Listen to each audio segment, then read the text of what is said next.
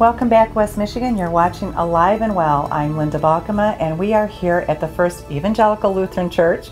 It goes by either one, as I understand, First Lutheran Church on Whitehall Road in North Muskegon. With me is Pastor Bill Utrick, and we have been talking with Dawn Shank about the story of her son, Matthew Shank, who has a rare blood diagnosis of ITP. It's ITP itself is a mouthful. Dawn has been able to say it, but I'm not even going to attempt what. It's difficult to say. It's a difficult thing to say. But she talked about how she could not have gotten through as she has without her church family. And I know you're putting a wonderful fundraiser on here on August 19th. And so tell me a little bit about your church and this event. Well, I'm always happy to talk about our church. This is a community that is deeply rooted in the community and very much is concerned about our care for our people and also for the people outside of our building. And Dawn says that we've been so helpful to her. Dawn has been such a gift to us, and Matthew is a child really of the community, as I think all of our children are, especially if they're allowed to be. Our view is indeed that it takes more than it takes a village to raise a child. And so Matthew's been an important part of our faith community, and we are so pleased to host this benefit. And this church is the kind of church that definitely likes to reach out and definitely likes to make sure that we are caring for one another. So this is the kind of thing that we would do naturally. And Matthew's just such a great little guy that it's easy to do these kind of things. Him. It sounds like he's a real lovable guy. He is. He definitely is. Looking forward to meeting him. Well, on the 19th from 11 to 4 p.m., you are having this benefit. That's and correct. You have Max and Ruth Bloomquist here, and I have to always say that because they're such a big draw. They're one of my favorite local entertainers. I love to hear the song Michigan Girl.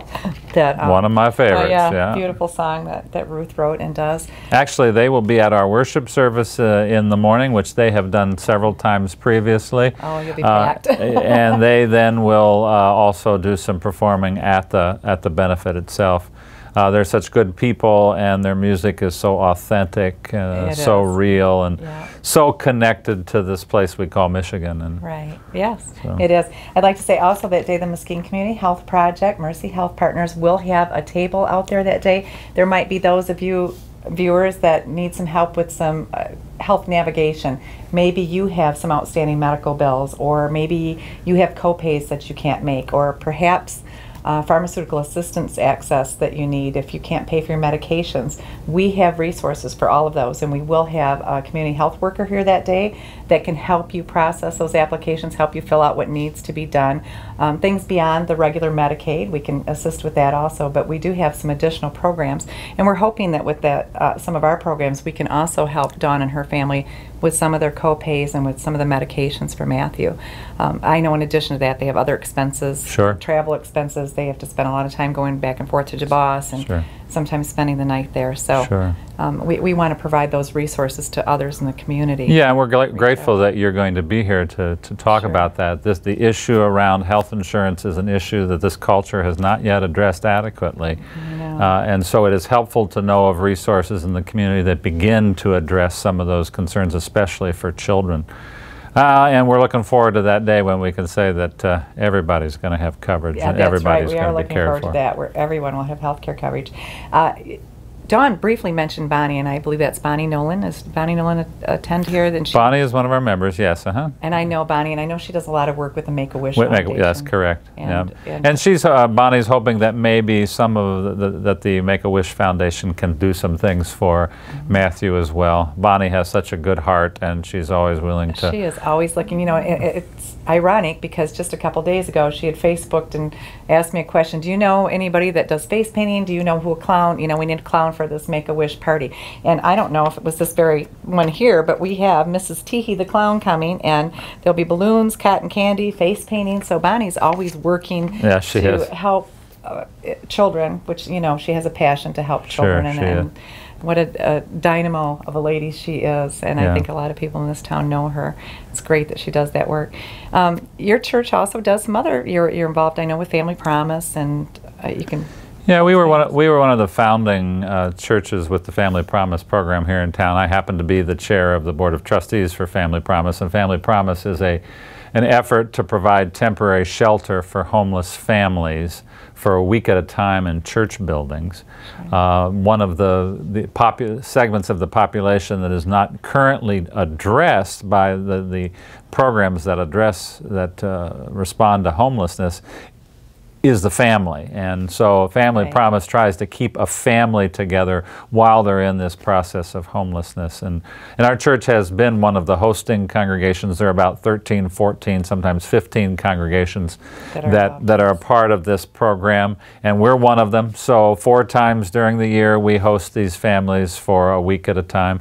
And it's such a good program, not only for the folks who receive from the program, but also the congregations that host them, because it empowers those congregations to be thinking beyond their own walls. Well, yes.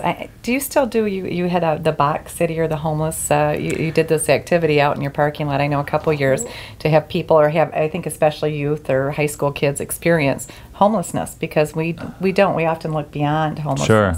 And we pass it and see it every day, unbeknownst sometimes. So. We as a congregation hosted a couple experiences with Box City. Now Family Promise is doing a Box City event on the 3rd weekend of September at Hackley Park downtown. Wow. And youth groups from all over town come together and they build their own boxes. It's a great event. They have a great time. Yeah. And they spend Saturday night out there at Hackley Park and then return.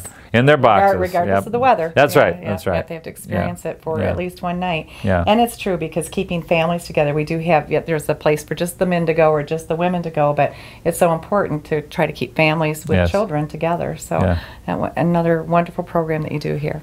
Well, I want to thank you so much, and for all the support that the congregation is giving to little Matthew, and we want to make sure that we get as many people as we can out to this benefit.